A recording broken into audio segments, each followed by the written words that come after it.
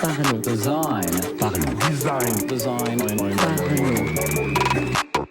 Salut, c'est Romain, bienvenue dans un nouvel épisode du podcast Parlons Design, dans lequel nous allons parler des selects, des drop-down menus sur mobile. Donc déjà les selects, vous connaissez tous, c'est ces boutons liste déroulante qui permettent d'accéder à plusieurs options et de faire son choix. C'est un pattern qui est globalement surutilisé sur le web notamment, qui est vraiment très commun, très habituel, mais dont l'utilisation est discutable dans de nombreux cas. Par exemple, ça peut souvent être remplacé par des boutons radio qui sont tous du coup affichés à l'utilisateur. Il n'a pas besoin d'ouvrir un menu déroulant pour choisir son option. Mais bon, ça va pas être directement le sujet de ce podcast. Là, on va vraiment se focaliser sur la version mobile de ces drop-down menus. Parce que finalement, ils sont quand même nécessaires dans beaucoup de cas, s'il y a beaucoup de choix notamment. Sur le web, c'est pas top niveau expérience utilisateur, mais sur mobile c'est encore plus compliqué. Et c'est pourquoi on va parler de quelles sont les alternatives, quelles sont les solutions déjà qui sont mises par défaut par les plateformes iOS ou Android, et quelles sont les alternatives, qu'est-ce qu'on peut utiliser pour améliorer, pour optimiser l'expérience utilisateur. Donc déjà pour commencer, on va voir la forme par défaut sur iOS.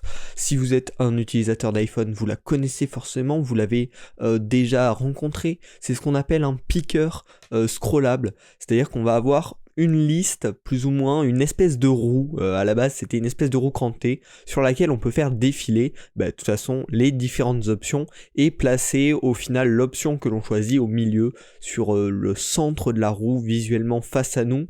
Ça prend une grosse part de l'écran, c'est très peu personnalisable, là je parle en termes de développement. Pour un développeur c'est très difficile à personnaliser, en général il faut tout recréer de zéro si on veut recréer le même système, mais avec un design vraiment personnalisé, et c'est surtout difficile à intégrer au milieu d'autres champs. Si vous avez un formulaire qui demande plusieurs informations, ce type de champ là est relativement difficile à intégrer facilement, joliment, et sans que ça casse l'expérience utilisateur. Donc pour iOS, c'est un élément qui prend beaucoup de place, qui est peu personnalisable, et qui est pas forcément top, à part le fait que les utilisateurs y soient relativement habitués. Pour Android, c'est ce qu'ils appellent un spinner dans les guidelines matériels de Google, qui est un élément très semblable au select, au drop-down menu du web. C'est-à-dire, c'est un input avec une petite marque distinctive dans le coin en bas à droite, une espèce de petit angle qui montre que cet input, si on clique dessus, il va être ouvrable, il va se déployer et va proposer une liste d'options à l'utilisateur. Mais cet élément, pour le coup, je le trouve plus facilement intégrable que celui d'Apple dans un formulaire qui demande plusieurs informations, mais par contre il est beaucoup moins adapté aux listes longues, c'est-à-dire vu que c'est une liste qui s'ouvre, il va très facilement prendre beaucoup de place et être gênant, et donc ça va être peu adapté finalement aux listes longues avec plus de 6-8 items. Ça va très vite rendre un layout et du coup une très mauvaise expérience. Donc pour ça, j'ai réfléchi, j'ai recherché plusieurs solutions, au final 5 solutions qui vont permettre certains cas où on peut éviter les selects et les bonnes pratiques pour mettre un select en place sur une interface mobile. La première règle on va dire, mais que ça marche que ce soit sur le web ou que ce soit sur mobile, ça va être de privilégier les boutons radio, les checkbox, ou les autres composants qui peuvent remplacer un select, notamment pour une petite sélection de choix.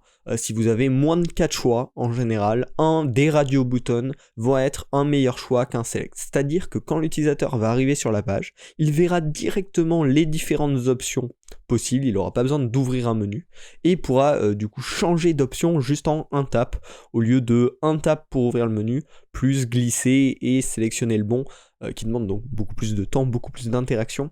Donc vraiment, mais ça que ce soit sur le web ou sur mobile, mais encore plus sur mobile, pour moins de 4 choix ou moins, il faut absolument privilégier les boutons radio.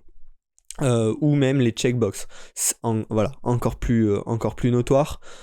Si vous avez le choix entre deux options, il faut absolument utiliser un switch qui est un on-off quoi, entre les deux options.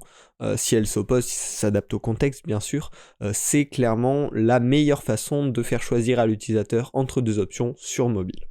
Ensuite, le second cas, ça va être s'il y a un nombre de choix moyen, entre 5 et 15 choix à proposer à l'utilisateur, comment est-ce qu'on va faire ? Dans ce cas-là, dans certains cas, une bonne solution peut être d'utiliser le picker par défaut ou d'en faire un custom.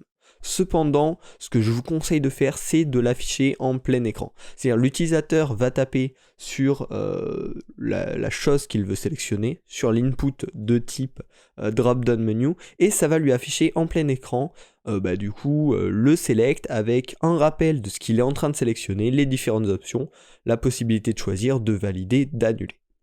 Voilà, et vraiment améliorer l'expérience, pas essayer de l'intégrer dans une interface dans laquelle ça ne s'intégrerait pas bien au milieu d'un formulaire, et ne pas hésiter à en faire une partie dédiée, parce que de toute façon ça veut dire que c'est un choix important si vous êtes obligé de mettre en place ce type de système. La troisième option qui est clairement la mieux, c'est si vous avez un menu drop-down mais avec de larges choix, genre plus de 10-15 choix. Là du coup sur mobile, vraiment le pattern classique d'un bouton qui ouvre un menu déroulant est pas du tout intéressant dans ce type de cas. Et donc ce que je te conseille dans ce cas-là, c'est d'utiliser finalement un formulaire de recherche assistée. C'est-à-dire une barre de recherche, une barre d'input un petit peu classique, mais qui va faire des propositions intelligentes quand l'utilisateur tape.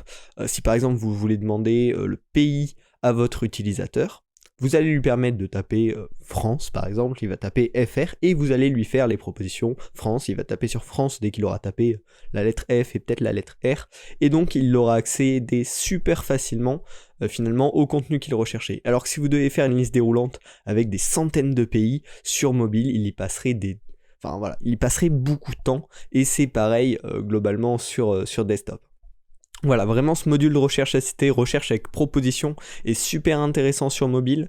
Faut faire attention qu'elle soit bien efficace, parce qu'on le sait malgré tout, taper du texte sur mobile, c'est une contrainte, c'est quelque chose qui bloque l'utilisateur, mais dans ce cas-là, ça va être quand même plus intéressant de lui permettre de taper 2 lettres pour accéder à son résultat que de devoir scroll pendant de longues secondes à la recherche de ce qu'il cherche tout simplement. Voilà. Bon. Ça c'est pas mal, mais on peut faire encore mieux. Sur mobile notamment, on a accès quand même à pas mal de données de l'utilisateur, et du coup on va pouvoir réussir à intégrer de la complétion intelligente. C'est relativement facile sur mobile, notamment par rapport au pays. Il y a un champ pays, vous pouvez le pré-remplir avec des informations qui seront vraies dans 95% des cas. Rien qu'en regardant la langue du téléphone, vous pourrez globalement déterminer un petit peu le pays. Je suis pas sûr, je n'assure pas, mais je pense même que vous pouvez connaître la langue du téléphone avec la version, c'est-à-dire si c'est FR ou FR canadien, et donc détecter le pays avec un taux de succès quasiment de 100%. Et donc là, ça va faire gagner du temps à l'utilisateur, parce qu'il aura juste rien à faire et pourra passer à l'input suivant. Et la complétion intelligente, ça passe aussi par le fait d'intégrer des systèmes de connexion rapide, comme Facebook, Google, maintenant Apple aussi qui propose sa solution, et donc qui permettent de compléter automatiquement la plupart des champs pour l'utilisateur, et de lui demander que certaines informations en plus si nécessaire. Et enfin, le dernier point que je te propose en solution pour améliorer ce type de demande sur mobile, ça va être d'essayer de limiter l'utilisation des selects pour préférer un moyen plus adapté à chaque situation. Par exemple, pour demander une date, privilégier un calendrier. Mais privilégier un calendrier uniquement si c'est sur une petite période. Si la personne doit choisir une année très lointaine, si vous lui mettez un calendrier dans lequel elle ne peut revenir que mois par mois, ça ne va pas être adapté, parce qu'elle va passer 150 ans pour revenir à sa date de naissance par exemple. Donc il faut vraiment essayer de trouver l'input adapté parfaitement en se détachant du select de base qui va permettre de choisir l'année, la date, l'année, le mois, le jour. Et essayer de trouver finalement le type d'input spécifique adapté à la demande en question. Il y a également un type d'input qui est assez oublié et qui pourtant est super intéressant, c'est les barres de type range. Alors je sais pas comment l'expliquer vraiment à l'oral, mais en gros c'est une barre où tu as un point dessus et tu peux le déplacer pour indiquer une valeur. Ça va être super pratique pour une demande de type de volume, de prix, voilà, tout ce qui est chiffrable, tout ce qui est quantitatif, tout ce qui est nombre, vous pouvez généralement le gérer avec ce type de barre là, tant qu'il n'y a pas besoin d'une précision extrême. Et voilà, donc je vous invite vraiment à vous creuser la tête pour réfléchir. On a telle information à demander à l'utilisateur, quel est le moyen le plus adapté, et ne pas toujours utiliser les moyens par défaut. Là je pense déjà vous avoir donné pas mal d'idées, pas mal de solutions dans ce podcast, donc j'espère qu'il vous aura plu. Et bien sûr, un point assez important qui finalement, personnellement, m'a permis de mieux comprendre la mise en place de ce type d'input sur les applications mobiles, c'est parce que tout simplement je m'intéresse au développement iOS uniquement pour le moment, mais peut-être un jour au développement Android, et ça me permet de mieux comprendre comment fonctionne le système en soi, avec le type d'input par défaut, quelle est la difficulté pour par exemple créer un input de type select personnalisé, quelle est la difficulté pour promouvoir, pour intégrer une complétion intelligente. Ça me permet de connaître tout ça et donc de designer mieux, plus simplement. C'est pour ça que j'ai fait un partenariat avec Purple Giraffe, qui est le formateur qui moi m'a formé au développement iOS. Donc sur son site vous avez des formations, 1 heure de formation gratuite, que ce soit pour Android ou pour iOS, pour découvrir le développement. Et ensuite avec Parlons Design vous avez un code promo de moins 35% sur toutes les formations, donc pour tout simplement vous former au développement. Donc n'hésitez pas à visiter le lien dans la description pour déjà tester 1 heure de formation gratuite et découvrir, ça vous fera déjà un premier aperçu, ça peut toujours être intéressant. Et puis si ça vous intéresse plus, n'hésitez pas à passer par le lien du coup Parlons Design et utiliser le code promo Parlons Design pour vous former. Je pense que ça pourrait être un plus pour votre carrière. N'hésitez pas également à noter le podcast sur la plateforme que vous utilisez, c'est super, ça permet de faire grandir la communauté. Et vous pouvez rejoindre le Discord gratuit, bien sûr qu'il est gratuit, de la communauté Parlons Design, dans lequel on essaye de partager des articles, de se donner des feedbacks, de discuter entre nous, donc c'est une ambiance sympa, on essaye de faire grandir ça en ce moment. N'hésitez pas à le rejoindre, le lien est dans la description. J'espère que ce podcast vous a plu, vous aura appris des choses, et on se retrouve la semaine prochaine pour un nouvel épisode du podcast Parlons Design. Salut. Design. Parlons. Design. Design.